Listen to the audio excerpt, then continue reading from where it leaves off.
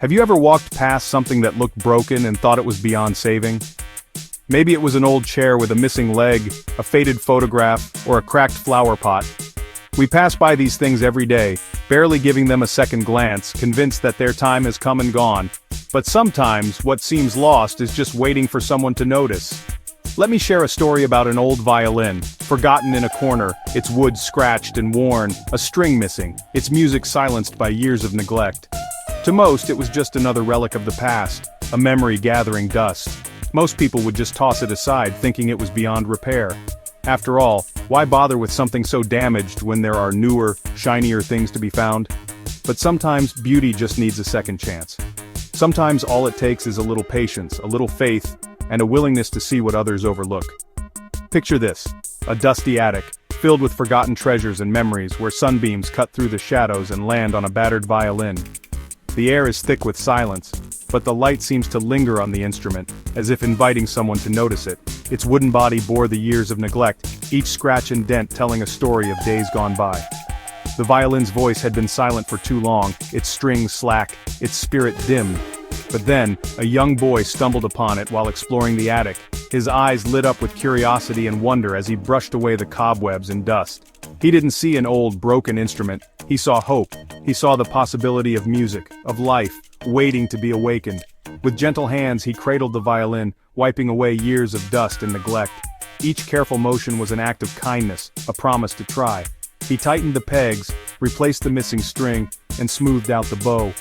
He didn't know if it would work, but he was determined to give it a chance. The first notes were shaky, barely more than a whisper, uncertain and fragile. But the boy didn't give up. He listened closely, adjusting his grip, coaxing sound from the tired wood. With every stroke of the bow, the sound grew stronger, like the violin was remembering what it felt like to sing. The music floated out the window, catching the attention of neighbors who paused to listen, drawn in by the unexpected melody.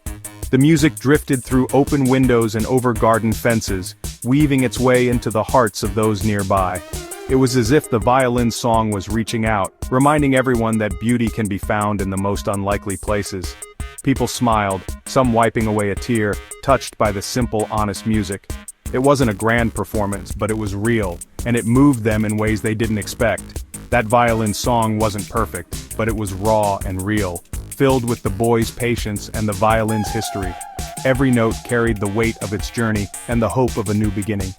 In time, the scratches became character, not flaws.